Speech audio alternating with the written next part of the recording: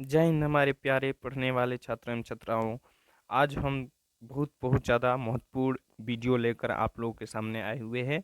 ये क्लास 10 का मैथ का जितने सारे फार्मूला बन सकते हो सकते सारे फार्मूला को इस वीडियो में आप लोगों को दिया जा रहा है। फार्मूला का महत्व बहुत ही ज़्यादा महत्व रखता है, क्योंकि फार्मूला से ही बहुत सारे प्रश्न आप लोग को ऑब्जेक्टिव टाइप के पूछा जाता है। और आप लोग जानते हैं बिना फार्मूला के मैथ को बनाना असंभव है ना। तो इसीलिए आप लोग क्या करेंगे कि एक एक करके फार्मूला को आप लोग देखेंगे, समझेंगे, सुनेंगे और बार बार लिख लिख कर प्रैक्टिस करेंगे। और सप्ताह में एक दो बार रिवीजन करते रहेंगे तो आप लोग को फार्मूला A to Z आप लोग को याद हो जाएगा। तो आप लोग को ये बहुत बहुत ज़रूरी वीडियो है, और इसे हम लोग समय को देखते हुए बहुत कम समय में आप लोगों को पढ़ाकर यह समझाकर ख़त्म कर रहा हूँ। तो आप लोग इस वीडियो को बहुत फास्ट स्लो जिस भी तरीक़े से आप लोग कभी कभार देखते रहिएगा, आप लोग सीखिए, ठीक है ना। तो चलिए हम लोग पढ़ने के काम करते हैं। पहला जो क्वेश्चन है, टोटल आप लोग को मालूम होगा कि 15 चैप्टर है। तो 15 चैप्टर में 15 चैप्टर में फार्मूला के मतलब सभी में नहीं है, किसी किसी में भी नहीं भी है, ठीक है ना।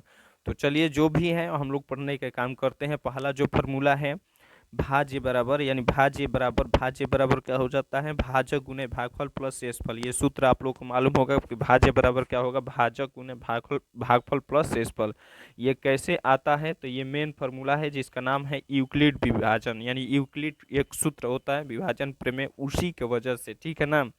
तो ये सूत्र याद होना चाहिए। इसी सूत्र से ये 4 गो सूत्र बन जाएगा, मतलब 3 और एक्स्ट्रा बन जाएगा, ठीक है ना। क्लास में हम बताए हुए हैं आप लोगों को। तो चलिए, भाजक बराबर क्या होगा, भाज्य माइनस शेषफल, भाज्य माइनस शेषफल बाटा भागफल, ठीक है ना। भाजक बराबर क्या होगा, भाज्य माइनस शेषफल बाटा भागफल, ठीक है। अगला चीज है कि भागफल बराबर क्या होगा, तो भाज्य माइनस शेषफल बाटा भाजक, ठीक है ना। क्या होगा, भागफल भागफल बराबर क्या होगा, भाज्य माइनस शेषफल बाटा क्या हो जाएगा, भाजक, ठीक है। यह किसका सूत्र है, तो भागफल का। अगला सूत्र जो है शेषफल का सूत्र क्या होता है, तो शेषफल का सूत्र होता है भाज्य माइनस भाजक गुने भागफल। शेषफल का सूत्र क्या होगा, भाज्य माइनस भाजक गुने भागफल, ठीक है ना। ये सूत्र भी याद कीजिएगा। अगला सवाल जो है, अगला सूत्र जो है कि ए बराबर क्या होता है, तो वही चीज ए का अलग अलग से नामों से सूचित किया जाता है। तो ए बराबर बी क्यू प्लस क्या हो जाएगा, आर, ठीक है ना। ए बराबर B Q plus R, Euclid जो के सूत्र है ना, वही सूत्र है। तो क्यू नॉट इक्वल जीरो, अर्थात क्यू कभी भी यानी क्यू जो है क्यू कभी भी जीरो नहीं होना चाहिए, वही बोला जा रहा है। अगला चीज है कि दो संख्याओं का यानी दो संख्या है का दो संख्याओं का गुणनफल बराबर क्या होगा, तो मौसा गुने लस, यानी दो संख्याओं का गुणनफल का सूत्र क्या होता है, तो मौसा गुने लस है। याद रखिएगा, ये पहला चैप्टर में यानी वास्तविक संख्याओं में आप लोग का जरूरत है। अगला चीज है ए गुने बी, यानी ए गुने बी यानी वही दो संख्या है ए गुने बी, और उसको आपस में एचसीएफ गुने एलसीएम, ये भी सूत्र है, ठीक है ना। ये बहुत बहुत महत्वपूर्ण सूत्र है, और ये आप लोगों का चैप्टर में जरूरी होता है, ऑब्जेक्टिव क्वेश्चन में भी पूछा जाता है। अगला सवाल इथी है जो कि आप लोग का चैप्टर है बहुपद, ठीक है ना। वहाँ से बहुत सारे प्रश्न पूछा जाता है, आप लोग देखिए, ठीक है ना। तो पहला जो है कि रेखिक बहुपद का व्यापक रूप क्या होता है, यानी रेखिक बहुपद, ठीक है ना। कौन बहुपद, रेखिक बहुपद का व्यापक रूप क्या होता है, ए एक्स प्लस बी, ए एक्स प्लस बी किसका सूत्र होता है, तो रेखिक बहुपद का, किसका, रेखिक बहुपद का। और पूछा जाएगा कि इसका घात क्या होता है, रेखिक बहुपद का घात क्या होता है, तो बताइएगा एक, क्या हो जाएगा एक, रेखिक बहुपद का घात क्या होगा एक। अगला चीज है कि द्विघात, द्विघात बहुपद का व्यापक रूप है, यानी द्विघात बहुपद का किस तरह से लिखा जाएगा, तो इस तरह से, यानी a x square plus b x plus c, यानी a x square plus b x plus c ये किसका है, तो द्विघात बहुपद का। इसका घात कितना होगा, तो दो, ठीक है ना। ये कपाल के ऊपर लिखा गया है, यानी पावर में वही क्या है, घात, यानी कितना है, तो दो। यानी पूछा जाएगा कि द्विघात बहुपद का द्विघात बहुपद का व्यापक रूप क्या होता है, तो ये होता है।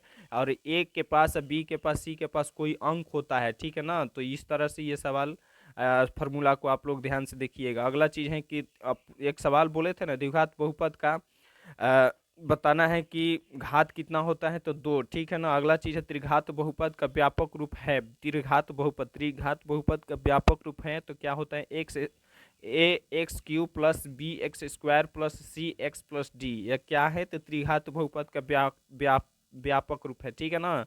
तो याद रखिएगा त्रिघात बहुपद का जो घात होगा कितना होगा, तो 3। यहाँ पर कितना दिया गया है बताइए, तो 3 दिया गया है ना, तो इसीलिए त्रिघात बहुपद का कितना हो जाएगा 3। त्रिघात बहुपद का जो घात होगा कितना होगा 3। अगला चीज है द्विघात जो बहुपद का त्रिघात द्विघात द्विघात बहुपद का माने एक फार्मूला होता है, यानी सूत्र, वो क्या होता है, तो याद रखिएगा यहाँ पर x square minus alpha plus beta into x हो जाएगा। X square minus alpha plus beta into x plus alpha into beta, ठीक है ना। X square minus alpha plus beta into x plus alpha into beta, ठीक है।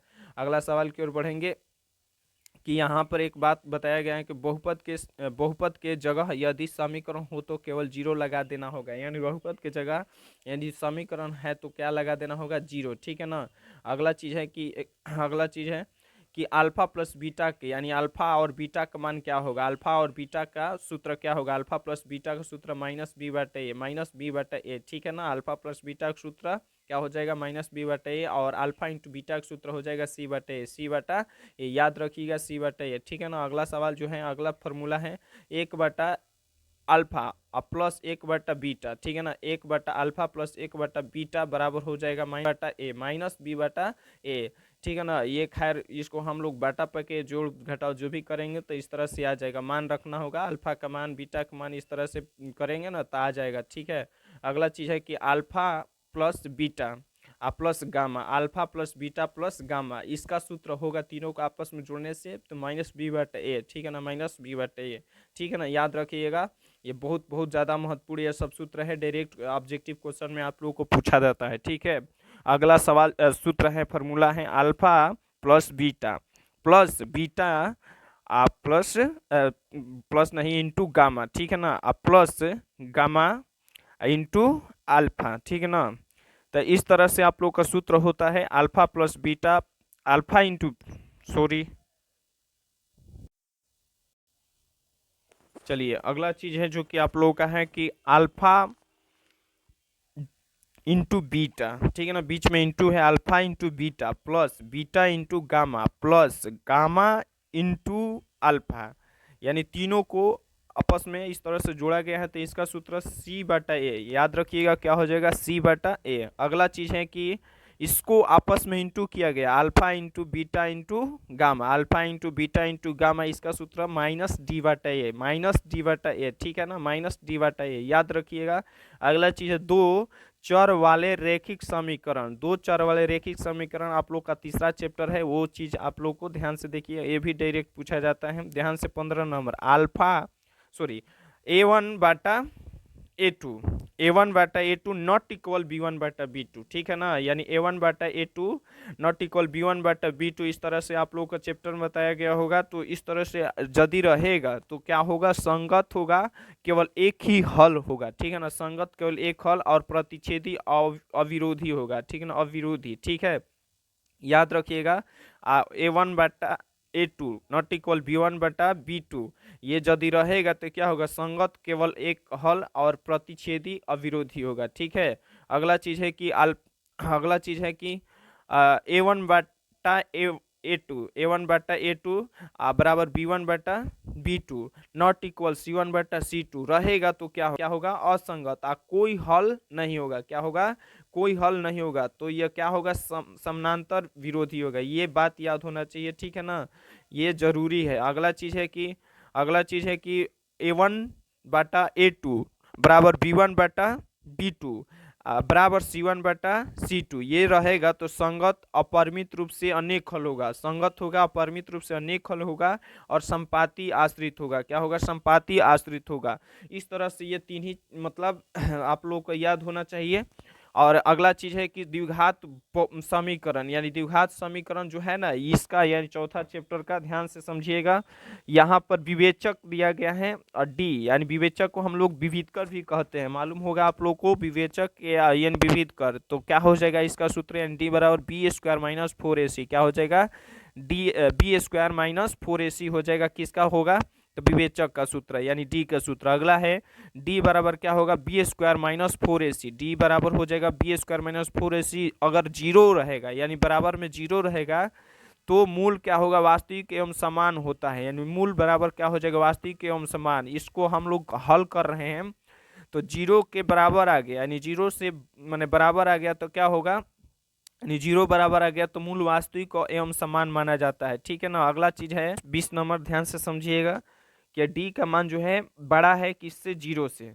तो मूल तो वास्तविक है लेकिन असमान माना जाएगा, क्यों, क्योंकि जीरो से बड़ा है। अगला चीज है कि डी जो है, डी का मान जो है जीरो से छोटा है। अगर डी का मान जीरो से छोटा आ जाएगा ना, यानी माइनस में आ जाएगा, तो मूल जो होगा अवास्तविक होगा। क्या होगा, मूल जो अवास्तविक होगा, असमान तो होगा ही। चलिए अगला है मूल, यानी एक्स का मान निकालने के लिए, मूल का मेन चीज का निकालने के लिए क्या होता है सूत्र, minus B plus minus under root D. यहाँ पर अंडर रूट डी है जो, यहाँ पर हटाकर हम लोग सिर्फ और सिर्फ डी भी लिख सकते हैं। बाटा क्या हो जाएगा, 2a, यानी minus B plus minus under root d बाटा 2a। ठीक है ना। यह किसका सूत्र हो जाएगा, तो मूल निकालने के लिए। तो इस तरह से अल्फा का सूत्र अलग अलग करेंगे तो माइनस बी, आई एक को प्लस मिलेंगे तो अल्फा का मान अंडर रूट डी का मान हो जाएगा, यानी डी का मान b² - 4ac, यहाँ पर देख सकते हैं, है ना। तो क्या हो जाएगा 2a, यानी minus B plus under root b² - 4ac। ठीक है ना। यहाँ पर दिया गया है ना, बाटा क्या हो जाएगा 2, यह किसका हो जाएगा, अल्फा का मान। ठीक है ना। बीटा का मान क्या होगा, तो माइनस वाला लेंगे। यहाँ पर दो चीज होना चाहिए, देख सकते हैं यहाँ पर दो चीज है कि नहीं, यहाँ पर है ना। तो वही चीज, एक को यहाँ पर प्लस में लिए हैं या इसको यहाँ पर माइनस में, तो क्या हो जाएगा, माइनस में लेंगे तो माइनस में अगर लिया जाएगा तो एक को प्लस में एक माइनस में, तो हो जाएगा यहाँ पर माइनस वाला minus b minus under root d बाटा 2a, डी का सूत्र रख देंगे। चलिए इस तरह से ये पूरा आप लोग को समझ में आ गया होगा। अगला चीज है कि 5 नंबर, यानी 5 जो चैप्टर है ना उसका सूत्र, समानांतर श्रेणी। तो इसमें ज्यादातर सूत्र नहीं है, क्या हो जाएगा, सार्वंतर। सार्वंतर को भी छोटा डी से यहाँ पर सूचित करेंगे, और जो हम लोग विविधकर या विवेचक पढ़े थे उसे बड़ा डी से सूचित करेंगे। तो इसका सूत्र होता है a2 - a1। ठीक है ना। इसका तो खैर खैर a2 - a1, एक तो सूत्र तो बहुत सारे बन जाएगा, जैसे a5 - a4, ये भी तो सूत्र हो जाएगा। तो कहने का मतलब एक बड़ा में से एक छोटा को घटाते हैं तो क्या बन जाता है, सार्वंतर। ठीक है ना। अगला चीज है ए एन का सूत्र, यानी ए एन का सूत्र क्या होता है, a+n-1 इंटू डी। ठीक है ना। याद रखिएगा a+n-1 इंटू डी किसका सूत्र होता है, तो इसमें ए का, ए यहाँ पर प्रथम पद होता है, एनवा पद होता है, और डी यानी मालूम है सार्वंतर होता है। याद रखिएगा एस एन का सूत्र क्या होता है, तो एस एन का सूत्र देख सकते हैं, एस एन बराबर n/2 हो जाएगा, n/2 into 2a plus n-1 into D.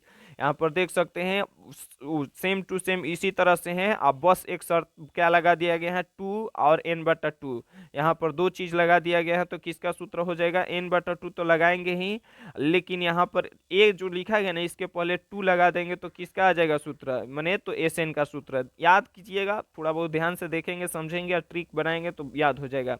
S N बराबर n/2 into 2a plus n-1 into D हो जाएगा, किसका सूत्र है, तो एस एन का। अगला है एन अंतिम पद से एनवा पद अगर निकाला जा रहा है, अंतिम पद से एनवा पद निकाला जा रहा है, तो a minus n in n a minus into में क्या हो जाएगा, यानी n-1 इंटू डी, यानी a-n-1 इंटू क्या हो जाएगा, डी। ध्यान से समझिएगा, जहां एक क्या है, अंतिम पद है, यहाँ पर उल्टा मैंने निकाला जा रहा है। अगला है एस एन का सूत्र क्या होता है, तो एस एन का फॉर्मूला जो होगा, डायरेक्ट अंतिम पद यदि मालूम रहेगा तो n/2 into a plus a n हो जाएगा। क्या हो जाएगा, n/2 into n/2 into a plus n a n, यानी अंतिम पद, इसको हम लोग कह सकते हैं, इसे हम लोग टीएन भी कह सकते हैं। ठीक है ना। तो यह क्या है, अंतिम पद। ठीक है ना।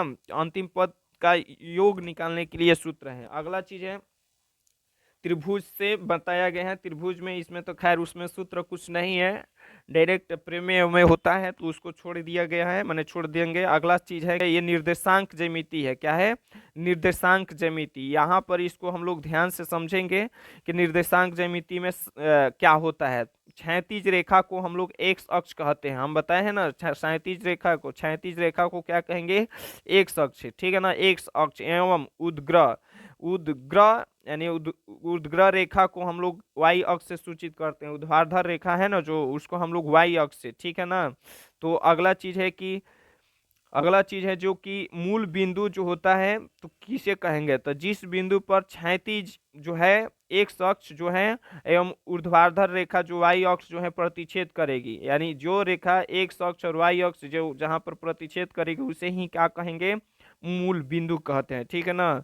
तो याद हो जाएगा मूल बिंदु क्या होता है। अगला है मूल बिंदु का निर्देशांक, जिसे हम लोग 0 0 से सूचित कर सकते हैं, किसे, 0 0 से, याद रखिएगा 0 0 से। अगला चीज है कि आप लोगों का कि मूल बिंदु के निर्देशांक में दो मान एक्स और वाई क्या होता है, किसी बिंदु के निर्देशांक में दो बिंदु एक्स और वाई होते हैं, जिसे पहले एक्स को भुज कहेंगे। हम लोग क्या कहेंगे, पहले बताए हैं एक्स अक्ष को जो है ना, पहला जो अंक होगा उसको भुज कहेंगे, ठीक है ना, या एक्स निर्देशांक कहेंगे, और दूसरे जो वाई को हम लोग कोटि कहेंगे, ठीक है ना। इस तरह से याद कीजिएगा, फॉर्मूला है, महत्वपूर्ण है, समझना बहुत जरूरी है। अगला चीज है कि किसी बिंदु की वाई अक्ष से दूरी, किसी बिंदु की वाई अक्ष से दूरी जो है बिंदु की भुज कहलाएगी या एक्स निर्देशांक कहलाती है, याद रखिएगा।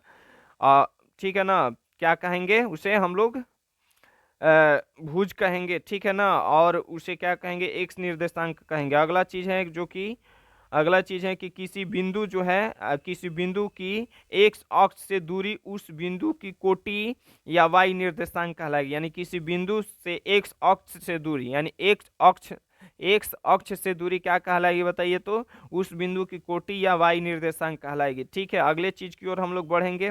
अगला चीज है कि कि एक्स अक्ष पर स्थित, यानी कोई चीज एक्स अक्ष पर स्थित किसी बिंदु का निर्देशांक x0 होगा, यानी किसी भी बिंदु पर एक्स अक्ष पर माने कोई बिंदु है, यानी एक्स अक्ष पर स्थित किसी बिंदु का निर्देशांक क्या होगा, x0 हो जाएगा, क्या हो जाएगा, x0, ठीक है ना। अगर y अक्ष पर स्थित किसी बिंदु का निर्देशांक क्या होगा, 0 और y हो जाएगा, क्यों, क्योंकि यहाँ पर y के बारे में बात हो रहा है इसीलिए। अगला चीज है कि दूरी जो है, दूरी सूत्र एक होता है √x2 - x1 का whole square plus y2 - y1 का होल स्क्वायर, किसका सूत्र है, तो दूरी सूत्र का, ठीक है ना।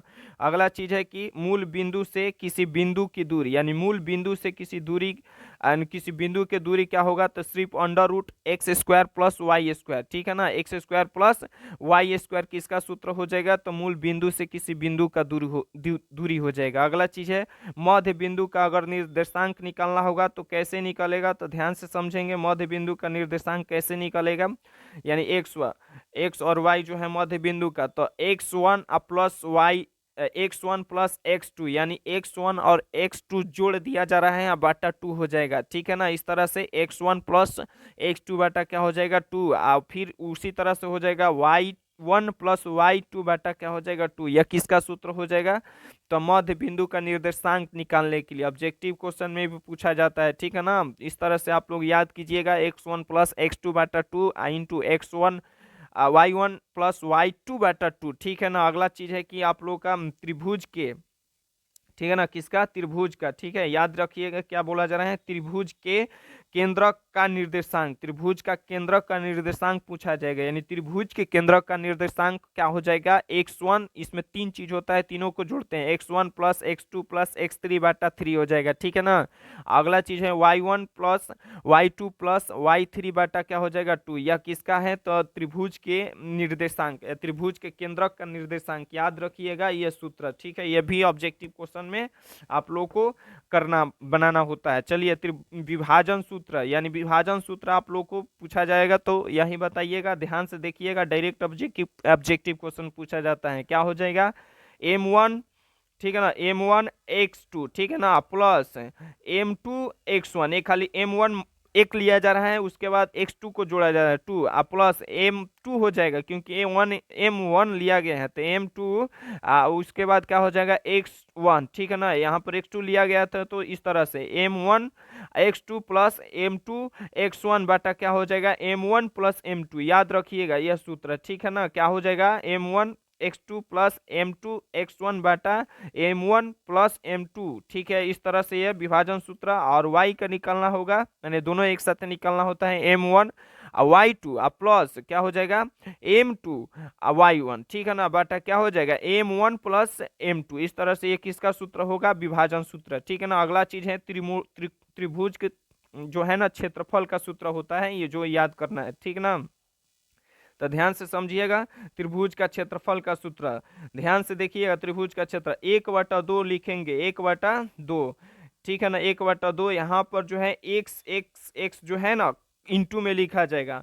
अब तो 23 31 जो है 12 याद रखिएगा। देखिए x1 जो है y2 माइनस y3 को घटाया जा रहा है, y2 यानी 23 क्या घटाया जा रहा है y2 23 यानी y2 के मतलब ध्यान से देखिएगा, y2 कहने का मतलब y2 यहाँ पर 2 के मतलब उसमें y में 2 लगाइए, 3 यहाँ पर 3 लगाइए, यानी y में क्या लगाइए 3, यानी 1/2 x1 इंटू क्या हो जाएगा y2 माइनस y3 हो जाएगा। यहाँ पर 31 कहने का मतलब ध्यान से समझिएगा, 31 का मतलब देख सकते हैं यहाँ पर 31 लगाया गया है। अब प्लस में जो है x1 लिखा गया था पहले, अब x2 लिखा जाएगा। यहाँ पर हम लोग 31 को लेंगे यानी y3 माइनस y1 यानी y3 माइनस y1 लेंगे। यहाँ पर जो है अब प्लस में क्या करेंगे x3 को जोड़ेंगे, x3 को लेंगे, ठीक है ना। तो यहाँ पर 12 लेंगे तो क्या हो जाएगा x3 into y1 minus y2 हो जाएगा, याद हो जाएगा। ध्यान से समझ लीजिए और इसको रिपीट कीजिए, बनाने की कोशिश कीजिए और सूत्र बनने लगेगा, आप लोग को खुशी होगा, ठीक है ना। चलिए एक बार फिर से पढ़ रहे हैं। त्रिभुज का क्षेत्रफल क्या होगा 1/2 into x1 into y2 minus y3 यहाँ प्लस, ठीक है ना, x2 इंटू यहाँ पर भी कह सकते हैं y3 माइनस y1, ठीक है ना, plus x3 into y1 minus y2 हो जाएगा, ठीक है ना। चलिए आगे हम लोग पढ़ते हैं। देख सकते हैं यहाँ पर त्रिकोणमिति यानी ट्रिगोनोमेट्री, यह चैप्टर बहुत बहुत ज़्यादा महत्वपूर्ण है और यह क्लास 10 के लिए खास तो बहुत ज़्यादा है ही, या और लेकिन यह 11 और 12 क्लास में बहुत ज़्यादा महत्व रखता है। जो बच्चा साइंस स्ट्रीम से जो 11-12 करेगा उसके लिए बहुत ज़्यादा जरूरी है। तो आप लोग बहुत ध्यान से इन चैप्टर के जितने सारे फार्मूला है आप लोग ध्यान से समझिएगा, याद करने की कोशिश कीजिएगा, रिपीट करते करते आप लोग सीख जाइएगा, कोई भी सीख सकता है। चलिए अगला है h बराबर एक सूत्र होता है, एक पाइथागोरस का सूत्र होता है h² plus b square plus p square, चाहे पी स्क्वायर पहले कह दो चाहे बी पहले कह दो, कोई दिक्कत नहीं है। तो उसी सूत्र से सब सूत्र बना है। चलिए देखते हैं h बराबर क्या हो जाएगा under root plus b square. देखिए h आया है ना, तो h तो यहाँ पर रह गया, तो p² plus b square. h ही सिर्फ है कि जिसको हम लोग प्लस में सूत्र आता है, बाकी जो होता है p और b वो माइनस में होगा, ठीक है ना। तो इसका सूत्र क्या हो जाएगा h का under root p² plus b square, p का क्या होगा under root h² minus b square, ठीक है ना। p बोला गया है तो h में से हम किसको घटाएंगे b को, तो वो अंडर रूट कहेंगे h² माइनस बी स्क्वायर, ठीक है ना।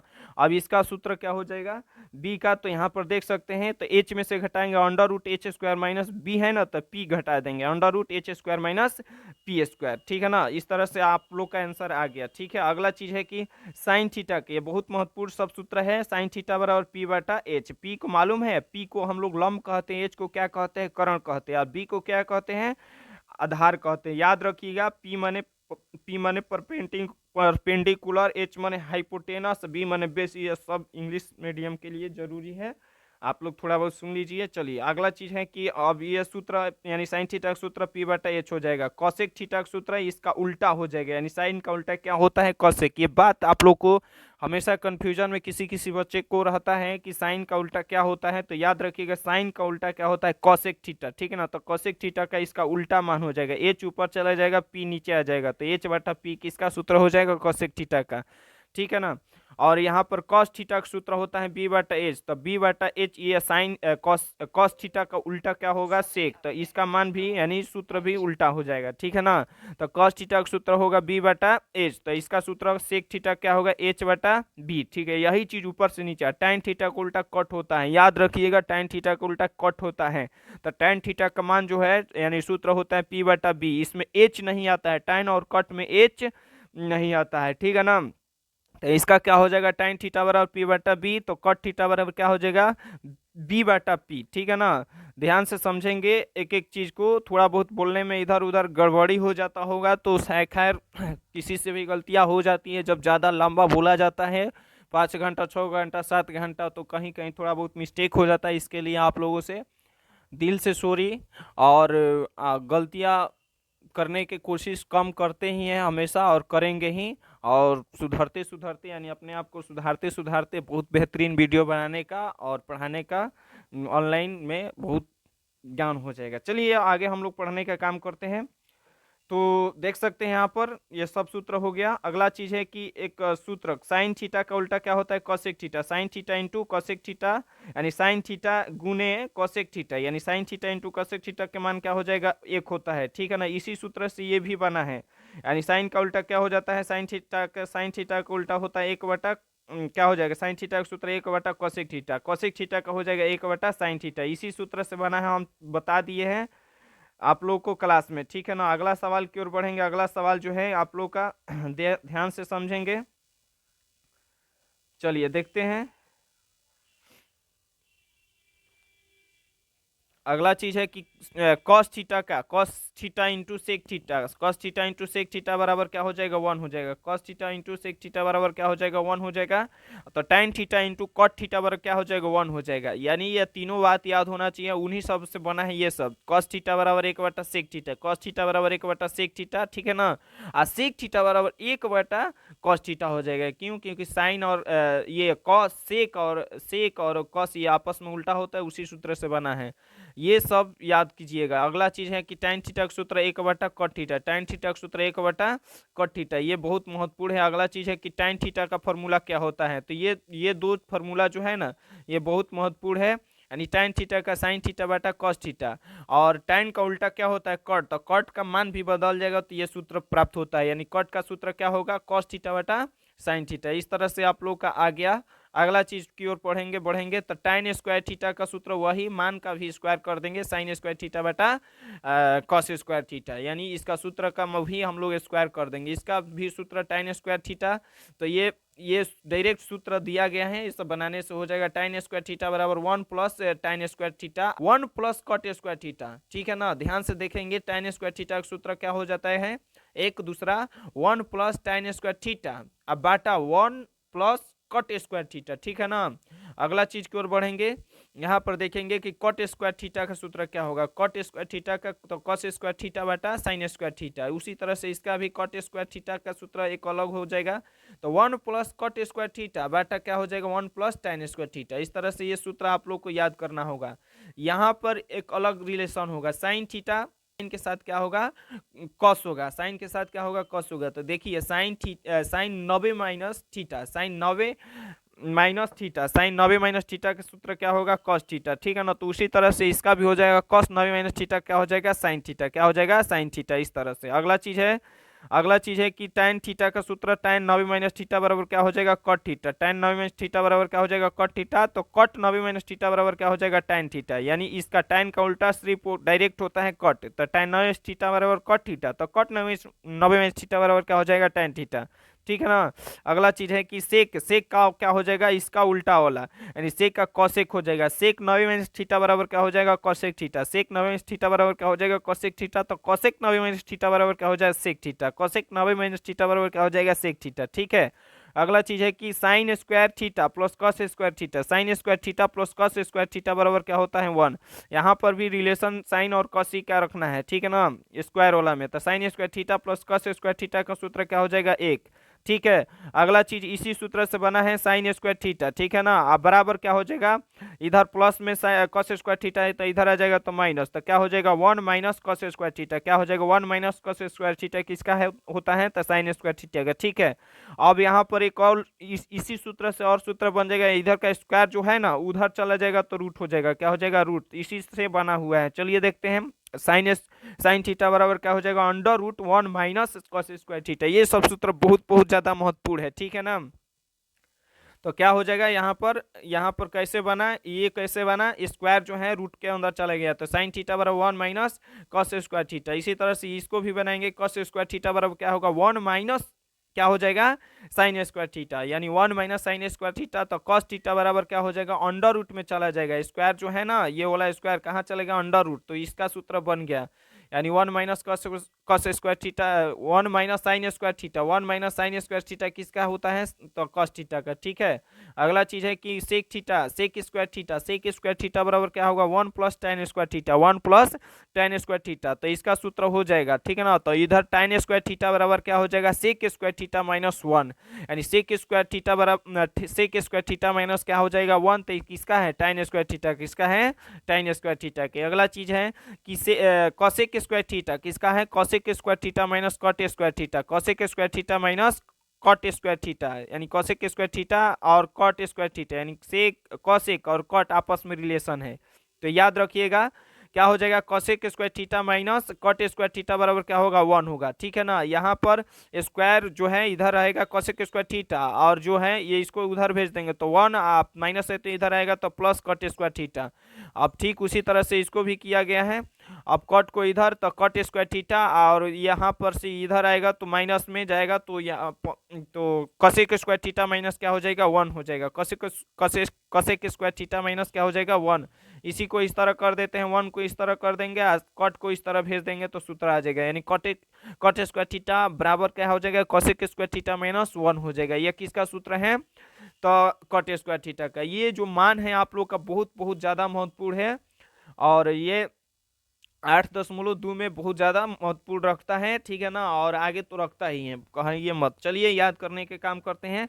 ये देखिए साइन थीटा का सूत्र, साइन यहाँ पर सब ये अनुपात दिया गया है 6 अनुपात दिया गया है sine theta cos theta tan theta. ठीक है ना, यहाँ पर डिग्रिया दिया गया है 0 degree 30 degree 45 degree 60 degree 90 degree. ठीक है ना, इस तरह से आप लोग को मान जो है आप लोग को याद करना होगा ये कैसे कैसे बनता है। ठीक है ना, कैसे कैसे बनेगा आप लोग ध्यान से समझेंगे और बनाने का हम बता देंगे क्लासों में और थोड़ा बहुत बताए भी होंगे। चलिए एक एक करके समझेंगे। साइन साइन थीटा का सूत्र, साइन जो 0 डिग्री का मान यानी साइन 0 डिग्री का मान पूछा जाएगा तो 1 हो जाएगा, साइन 0 डिग्री का अगर मान पूछा जाएगा तो क्या हो जाएगा 1 हो जाएगा। ठीक है, चलिए अगर पूछा जाएगा कि साइन बताइए 30 डिग्री का, साइन 30 डिग्री का मान तो देखिए इसके सामने क्या है तो 1/3 हो जाएगा, साइन 30 डिग्री का मान 1/3। उसी तरह से साइन 45 डिग्री का मान यानी साइन को देखिए 45 डिग्री का मान क्या हो जाएगा 1/√3। तो इस तरह से सबका मान आ जाएगा। साइन 90 डिग्री का मान बताइए तो साइन 60 डिग्री का मान बताइए तो साइन 60 में चाहिए और √3/2 हो जाएगा। इस तरह से आप लोग को ये जो भी मान है आप लोग को याद करना होगा। मान के चलिए हम इसका पूछ रहे हैं कि सेक 60 डिग्री का मान बोलिए, तो सेक है और 60 डिग्री में आइए तो यहाँ पर आ जाएगा सेक यहाँ पर। ठीक है ना, 2 हो जाएगा, क्या हो जाएगा 2। क्यों, क्योंकि यहाँ पर जो कॉसेक जो है ना सेक जो है ना सेक का मान होता है 1/2 होता है, तो इसका उल्टा कर देंगे तो क्या हो जाएगा 2 सिर्फ आएगा, एक भी आएगा नीचे, लेकिन एक तो हम लोग मैथ में लिखते ही नहीं है इसीलिए नीचे नीचे अगर हर में रहता है तो यहाँ पर मात्र एक याद रहेगा साइन का याद रहेगा तो कॉसेक का याद हो जाएगा, इसको मान को उल्टा कर देंगे। ठीक है ना, अगर सेक कॉस का याद रहेगा तो सेक का भी याद हो जाएगा, टैन का याद रहेगा तो कट का। तो मान को किस तरह से हम लोग ढूंढते हैं और कैसे याद करेंगे आप लोग याद कीजिएगा, निकालना सीख लीजिएगा। अगला चीज है कि यहाँ पर दिया गया है पाई का मान जो है कितना होता है, पाई का मान जो है पाई का मान जो है 180 डिग्री हम लोग मानेंगे माना गया है। ठीक है ना, ये पाई का मान 180 डिग्री, तो ध्यान से समझिएगा।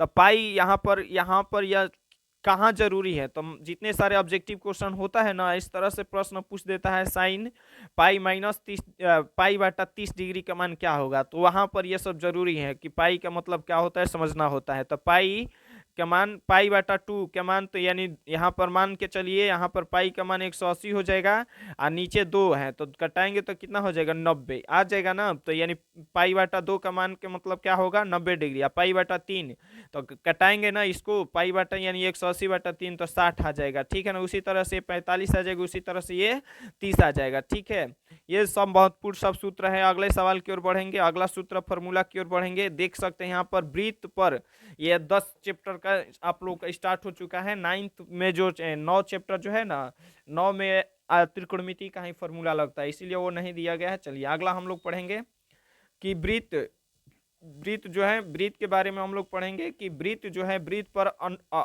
वृत्त पर अनेक स्पर्श रेखाएं खींची जा सकती है, यानी वृत्त जो है गोल होता है, इनसे सटाकर अनेक स्पर्श रेखा खींची जा सकती है, ठीक है ना, अनेक किसी भी तरीका से, यानी वृत्त पर अनेक स्पर्श रेखा खींची जा सकती है, ठीक है ना। वृत्त पर किसी एक बिंदु से केवल एक ही स्पर्श रेखा खींची जा सकती है, यानी किसी भी बिंदु पर सिर्फ एक ही स्पर्श रेखा खींची जा सकती है। जैसे यहाँ पर एक बिंदु पर, अब दूसरे जगहों पर नहीं खींचा जा सकता है। कहने का मतलब वृत्त के किसी एक बिंदु से एक बिंदु से सिर्फ एक ही स्पर्श रेखा खींची जा सकती है। अगला है वृत्त के किसी बाह्य बिंदु पर से केवल दो स्पर्श रेखा खींची जा सकती है, बाह्य बिंदु से, यानी बताना है कि किसी वृत्त के किसी बाह्य बिंदु से केवल दो स्पर्श रेखा खींची जा सकती है, या ये सब भी ऑब्जेक्टिव क्वेश्चन पूछा जाता है बनाकर, ठीक है ना। तो याद रखिएगा कि वृत्त के किसी बाह्य बिंदु से केवल दो स्पर्श रेखा खींची जा सकती है। अगला है वृत्त के किसी भीतरी बिंदु पर से कोई स्पर्श रेखा नहीं खींची जा सकती, यानी भीतर में, यानी अंदर जो है इसके अंदर स्पर्श रेखा खींचा नहीं जाएगा, ठीक है ना। चलिए अगला हम लोग पढ़ते हैं, वृत्त के किसी भीतरी बिंदु से कोई भी स्पर्श रेखा नहीं खींची जा सकती, हो गया। अगला चीज है कि अब सूत्र याद रखिएगा, वृत्त का त्रिज्या यानी r बराबर सूत्र होगा व्यास बटा 2, यानी d बटा क्या हो जाएगा 2, याद रखिएगा, यानी व्यास बटा 2 किसका सूत्र है, तब वृत्त की त्रिज्या अगर निकालना होगा तब ये सूत्र डालेंगे, ठीक है ना। यानी व्यास दिया रहेगा, ठीक है ना, आप लोग को, तो उसका सूत्र क्या होगा, त्रिज्या का d बटा 2।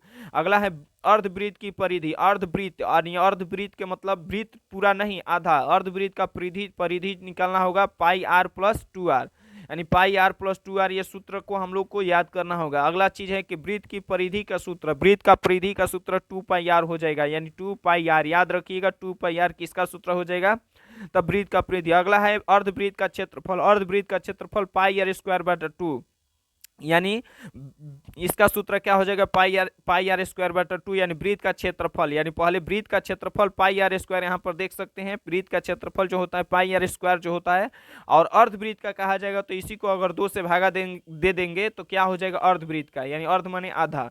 ये भी बात याद हो जाएगा, याद कीजिएगा, लिख कर याद करेंगे तो याद हो जाएगा। वृत्त के त्रिज्या खंड का क्षेत्रफल, यहाँ पर आप लोगों को देखने का फायदा ये है कि आप लोग बार बार इसे, आप लोग कोई अक्षर, कोई शब्द, कोई संकेत अगर आप लोग को नहीं समझ में आ रहा होगा कि किस प्रकार हम बोले, माने उच्चारण करते हैं, तो आप लोग जो भी हम उच्चारण करें उसको सुनकर ध्यान से समझकर आप लोग उसी तरीका से सीखेंगे, बोलेंगे, तो आप लोग को बोलने भी आ जाएगा। तो ये बहुत बहुत ज़्यादा महत्वपूर्ण रखता है, और देख कर और सुन कर पढ़ने से कोई चीज़ ज़्यादा याद होता है, ठीक है ना। सुनकर और देख कर, दिखाई देता है तभी कोई समझ में आएगा बहुत बेहतर ढंग से।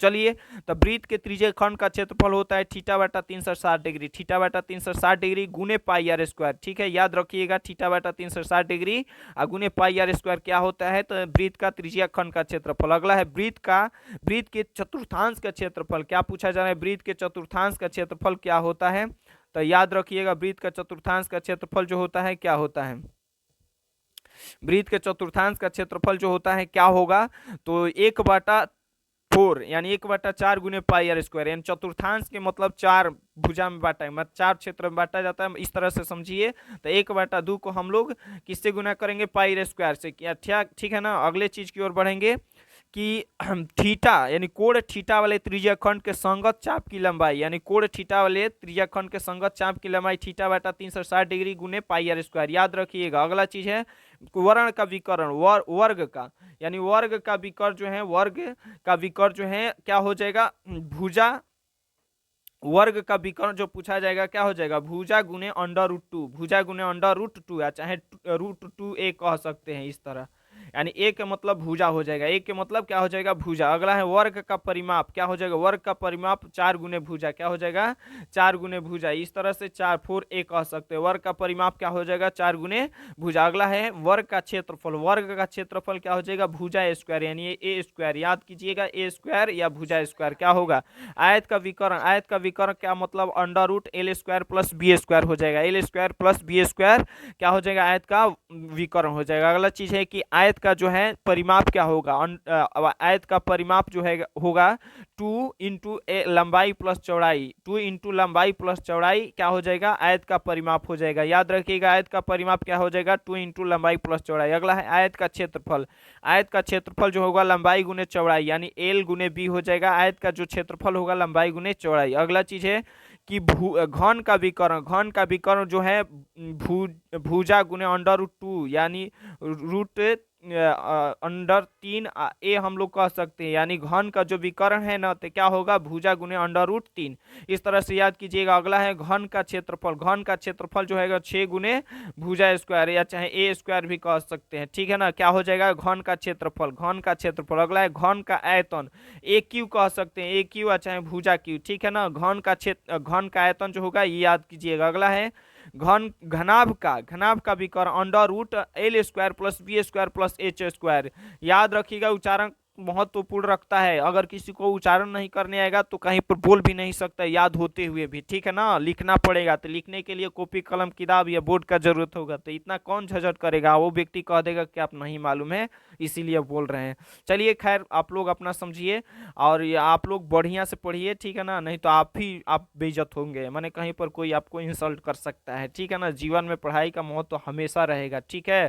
तो इसीलिए सीखना बहुत जरूरी है। चलिए, घन का विकर्ण हो गया ना। अगला चीज है घनाभ का क्षेत्रफल। क्या बोला जा रहा है, घनाभ का क्षेत्रफल। घनाभ का क्षेत्रफल होगा क्या, 2 × LB plus BH plus HL, ठीक है ना। घनाभ का क्षेत्रफल जो होगा 2 × LB plus BH plus HL, यानी 2 × LB plus BH plus HL, या किसका सूत्र है, तो घनाभ का क्षेत्रफल। क्या हो जाएगा, घनाभ का क्षेत्रफल। अगला चीज है वेलन का वर्ग, वेलन का पृष्ठीय क्षेत्रफल। वेलन का पृष्ठीय क्षेत्रफल 2πRh क्या कहेंगे, तो बेलन का पृष्ठीय क्षेत्रफल। बेलन के मतलब जानते हैं, ये इस तरह से सोज होता है, ठीक है ना। और कोई चीज बेलनाकार होता है तो उसे क्या कहेंगे, वेलन, ठीक है ना।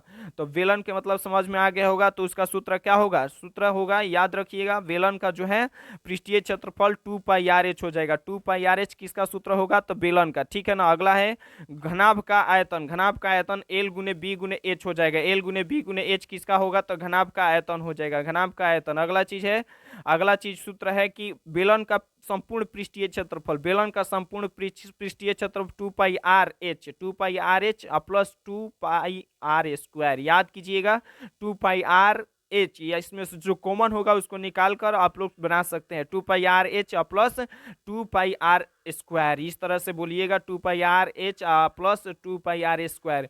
इसको कॉमन भी निकाल कर बना सकते हैं। वीडियो लंबा हो रहा है, इसके लिए बहुत दुख है हमको, इसलिए फास्ट पढ़ा रहे हैं। अगला चीज है समबाहु त्रिभुज का क्षेत्रफल। समबाहु त्रिभुज का क्षेत्रफल, भुज का जो क्षेत्रफल होगा अंडर रूट 3/4 गुने भुजा स्क्वायर, ठीक है ना। अगला है वेलन का आयतन। वेलन का आयतन πR²H समद्विबाहु त्रिभुज का क्षेत्रफल जो है A/4 गुने under root 4B² minus A², ठीक है ना। A/4 गुने under root 4B² minus A², किसका सूत्र है, तो समद्विबाहु त्रिभुज का। अगला है विषम बाहु त्रिभुज का क्षेत्रफल। विषम यानी विषम बाहु, यानी विषम के मतलब ऐसे त्रिभुज जिसमें कोई भी भुजा आपस में मतलब एक जैसा ना हो, यानी विषम हो, ठीक है ना। उस त्रिभुज को समबाहु त्रिभुज, यानी विषम बाहु त्रिभुज जो किसे कहेंगे, तो जो हीरोन का सूत्र को ही कहते हैं। ये आप लोग 9th चैप्टर या 9th क्लास में पढ़े हुए हैं। 9th क्लास में आप लोग का ये पढ़ाया गया हीरोन का सूत्र, उसी का सूत्र जो होता है विषम बाहु त्रिभुज का क्षेत्रफल। तो याद रखिएगा, under root into s minus a into s minus b into s minus c, या किसका सूत्र होता है, तो विषम बाहु त्रिभुज का क्षेत्रफल या हीरोन का सूत्र हम लोग कह सकते हैं। गोले का वक्र पृष्ठीय क्षेत्रफल। गोले का वक्र पृष्ठीय क्षेत्रफल होता है 4πR², यानी गोले का जो है वक्र पृष्ठीय क्षेत्रफल जो होगा क्या होगा, 4πR², ठीक है ना। 4πR², किसका होगा, तो बेलन का, ठीक है, बेलन का। याद रखिएगा, बेलन का। अगला चीज है जो कि अगला क्या है कि अर्धगोले का वक्र पृष्ठीय क्षेत्रफल। किसका, अर्धगोले का वक्र पृष्ठीय क्षेत्रफल 2πR², 2πR², किसका हो जाएगा, तो अर्धगोले का। अगला चीज है कि अर्धगोले का संपूर्ण पृष्ठीय क्षेत्रफल। अर्धगोले का संपूर्ण पृष्ठीय क्षेत्रफल होगा 3πR², 3πR², किसका होगा, तो अर्धगोले का संपूर्ण पृष्ठीय क्षेत्रफल, ठीक है ना। अर्धगोले का संपूर्ण पृष्ठीय क्षेत्रफल हो जाएगा, ठीक है। अगले सवाल की ओर बढ़ेंगे। अगला सवाल जो है शंकु की तिर्यक ऊंचाई। शंकु के तिर्यक ऊंचाई पूछा जा रहा है। तो शंकु का तिर्यक ऊंचाई का सूत्र आप लोग डायरेक्ट, आप लोग को ये फॉर्मूला आप लोग को परीक्षा में पूछा जाएगा इस तरह से। शंकु का तिर्यक ऊंचाई क्या होता है, तो under root H² plus R², under root H² plus R², किसका सूत्र होगा, तो शंकु का तिर्यक ऊंचाई हो जाएगा। अगला है शंकु का वक्र पृष्ठीय क्षेत्रफल, शंकु का वक्र पृष्ठीय क्षेत्रफल पाई आर एल क्या हो जाएगा, शंकु का वक्र पृष्ठीय क्षेत्रफल क्या हो जाएगा, पाई आर एल। ठीक है ना। अगले सवाल की ओर, अगले सूत्र की ओर बढ़ेंगे। शंकु का वक्र पृष्ठीय क्षेत्रफल यानी शंकु का वक्र संपूर्ण पृष्ठीय क्षेत्र pi r l in plus pi r square, ये भी सूत्र याद रखिएगा। शंकु का वक्र संपूर्ण पृष्ठीय क्षेत्रफल pi r l plus pi r l square. ठीक है ना। इस तरह से ये सब सूत्र याद रखिएगा। अगला भी सूत्र याद कीजिएगा, ध्यान से समझेंगे। शंकु का आयतन क्या बोला जा रहा है, शंकु का आयतन 1/3 गुने पाई आर स्क्वायर एच, यानी शंकु का आयतन जो होगा 1/3 गुने पाई आर स्क्वायर एच किसका सूत्र होता है, तो शंकु का आयतन। ठीक है ना। अगला सूत्र क्या होगा, शंकु के छीनक का क्षेत्रफल, शंकु के छीनक का क्षेत्रफल पाई into R1 plus R2 into क्या होगा, एल। ठीक है ना। इस तरह से याद रखिएगा, यानी पाई into R1 plus R2 into क्या हो जाएगा, एल। यह किसका सूत्र है, तो शंकु के छीनक का सूत्र हो जाएगा। अगला चीज है कि शंकु के छीनक का संपूर्ण क्षेत्रफल, यानी शंकु के छीनक का संपूर्ण क्षेत्रफल क्या हो जाएगा, pi into R1 plus R2 into l plus pi r square 1, यानी आर जो होगा 1 वाला होगा प्लस पाई आर स्क्वायर 2 वाला हो जाएगा। यानी शंकु के छीनक का संपूर्ण पृष्ठीय क्षेत्रफल याद रखिएगा, लिख कर याद करेंगे तो याद हो जाएगा। और आप लोग को परीक्षा है, और परीक्षा से पहले बार बार इसे वीडियो को, यानी कोई भी वीडियो छोड़ा जा रहा है उसे रिपीट करिए, पढ़िए बहुत ज़्यादा। ठीक है ना। किसी भी बच्चों को अगर मोबाइल इस समय नहीं मिल रहा है, 10th का एग्जाम है, किसी को 12th का एग्जाम है, अगर इस समय नहीं मिल रहा है तो सोच लीजिए ना, उसको जिंदगी में मोबाइल रखने का कोई महत्व नहीं है। ठीक है ना। अगर अभी जरूरी है तो अभी घर से मोबाइल मिल जाता है उसको पढ़ने के लिए तो बहुत बहुत अच्छा होता है। ठीक है ना। जिसको खैर वो अगर पारिवारिक स्थिति से गरीब है तो अब करे ही क्या, अपने बुक से, अपने किताब से, जो भी है उसके पास नोट्स है चाहे कुछ भी है वो अपने पढ़े। ठीक है ना। बहुत बढ़िया से, जिसके पास है घर में वो 2 घंटे के लिए, 3 घंटे के लिए अपने परिवार से अपना बात कीजिए कि पढ़ना है। अगर अभी मोबाइल नहीं मिलेगा और इस समय जब परीक्षा माने नज़दीक आ चुका है तो बाकी समय में लेने के क्या फ़ायदा है, तो माने 10 क्लास पास हो जाएंगे तो उससे क्या हो जाएगा, अभी ज़रूरी है। ठीक है ना। पढ़ाई का उद्देश्य के लिए ही सिर्फ मोबाइल का यूज कीजिएगा। अगला है शंकु के छीनक का आयतन क्या पूछा जा रहा है, शंकु के छीनक का आयतन 1/3 पाई एच। ठीक है ना। Into R1 square plus R2 square plus R1 गुने R2। ठीक है ना। ये किसका है, तो शंकु के छीनक का क्षेत्रफल याद कीजिएगा। ये सूत्र देखिए, माध्य का सूत्र ऐसे 3 होता है। ठीक है ना। लेकिन यहाँ पर सिग्मा FX बटा N याद कीजिएगा, ये सिग्मा एफ एक्स बटा एन, यह किसका सूत्र हो जाएगा, माध्य का सूत्र। और भी बहुत सारे सूत्र होता है, सिग्मा FI XI बटा सिग्मा FI ये सूत्र होता है। और भी बहुत, बहुलक का सूत्र हो जाएगा क्या, बहुलक का सूत्र L plus F1 minus F0 बाटा। ठीक है ना। L plus F1 minus F0 बाटा 2F1 minus F0 minus F2 याद रखिएगा। ठीक है ना। गुने क्या होगा, L आई कहिए चाहे एच कहिए, दोनों बात एक ही है। ठीक है ना। तो मैंने अलग अलग लिखने का एक ढंग है तो याद रखिएगा। ठीक है ना। चलिए ये किसका, चलिए आगे जो है कि बहुलक बराबर क्या होगा, बहुलक L plus F1 minus F0 बटा 2F1 minus F0 minus F2 गुने H। ठीक है ना। इस तरह से ये सूत्र सब याद रखना होगा आप लोगों को। ठीक है। अगला सूत्र होगा माध्य का सूत्र क्या है पूछा जा रहा है, माध्य का। तो माध्य का सूत्र होता है L प्लस N बटा 2। ठीक है ना। N बटा 2 माइनस CF, यह किसका सूत्र होता है, माध्य का। L प्लस N बटा 2 माइनस CF बाटा F होगा, क्या होगा, बाटा F गुने H। ठीक है ना, बाटा H। अगले सवाल की ओर बढ़ेंगे। बहुलक एक का सूत्र होता है, चलिए यह जो सूत्र है, यह फॉर्मूला है, बहुत बहुत बहुत ज्यादा महत्वपूर्ण है। देख सकते हैं, बहुलक बराबर 3 गुने माध्यक माइनस 2 गुने माध्य, यानी 3 माध्यक माइनस 2 माध्य इस तरह से एक सूत्र होता है, ये ऑब्जेक्टिव क्वेश्चन में डायरेक्ट पूछा जाता है या चाहे सवाल भी इस पर पूछ दिया जाता है। बहुत बहुत ज़्यादा महत्वपूर्ण है, ये सब के सब महत्वपूर्ण है। अगला है असंभव घटना की प्रायिकता। ये 15 चैप्टर का ये सवाल है, ये जो 14 चैप्टर का था, ठीक है ना। असंभव घटना की प्रायिकता क्या होता है? तो असंभव जो संभव ही न हो यानी असंभव, यानी असंभव घटना की प्रायिकता 0 मानेंगे। संभव घटना की प्रायिकता क्या होगा? संभव घटना की प्रायिकता क्या हो जाएगा? 0 से 1 के बीच, यानी इसका सीमा जो होगा संभव घटना, तो 0 से 1 के बीच जो होगा संभव घटना की प्रायिकता हो जाएगा, ठीक है ना। निश्चित घटना की प्रायिकता यानी जो घटना एकदम निश्चित ही होती है, माने वो घटना होना एकदम नेसेसरी यानी जरूरी है, माने हो सकता है, तो निश्चित घटना की प्रायिकता जो है क्या हो जाएगा? 1 हो जाएगा, ठीक है। अगला चीज अनिश्चित घटना की प्रायिकता।